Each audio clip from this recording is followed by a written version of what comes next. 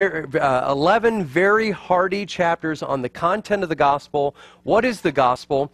And we see that the gospel, over and over again, isn't just a concept. It isn't a theological term. It is all about Jesus. It is about who Jesus is as the second person of the Trinity, who has come as a full man in human flesh.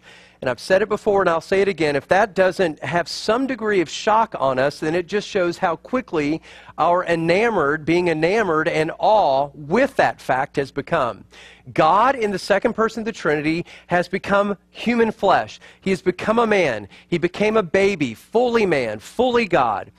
And that significantly, he lived a perfect, sinless life in every aspect of his character. Everything that he ever thought, everything that he ever did, everything that he ever said was perfectly in line with all of the will of God, so that he alone of all of the people, of all of the human race could say, I always do what pleases the Father.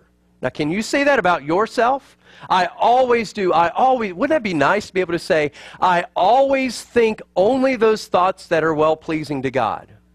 Wow, that would be something to say. I only look at those things that I know. With the psalmist, Psalm 101, I will set nothing wicked before my eyes. Jesus didn't. He never lusted. He never angered sinfully. He could say, all that I've said has pleased the Father. All that I've ever done has pleased the Father. All I've done in my active and passive obedience is perfectly in line with God's will. I've never in any way sinned by way of committing sin. And Jesus could say, I've never sinned in any way by failing to fulfill what God tells me to do. I mean, we think we're doing it right if we're not murdering people, if we're not actively lusting, if we're not doing bad things, but that's not the same thing as loving your neighbor as yourself. Jesus did that fully. Jesus did that perfectly. Jesus did that completely.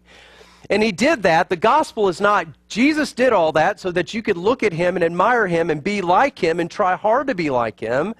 But first and foremost, the gospel is he did that as a substitution for you if you believe the gospel. That everything that he has done, everything that he has said, everything that he has enacted, his perfection, his righteousness, the good news is that is credited to your account. That all of your debt of sin is wiped away. Some of you would be very glad tomorrow if somebody very rich came up and said, you know what debt do you have? I'm going to pay everything off for you. Some of you would go, whew, that's just what I've been waiting for.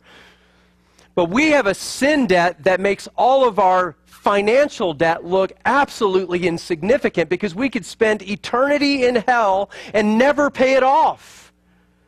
Jesus comes along and says, I pay your debt fully and completely so that you could be at not financial peace, but spiritual peace with God. He is the spiritual peace advisor. He comes along and says, I can tell you how to have that peace with God. And so he comes and does that, but not only does he wipe away the debt, he also credits to your account $1 bazillion infinitely, so that your righteousness is perfect in him. That's the gospel. So you see, the gospel isn't just some concept that we've replaced Jesus with.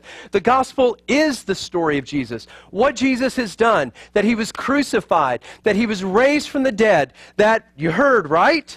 He's alive.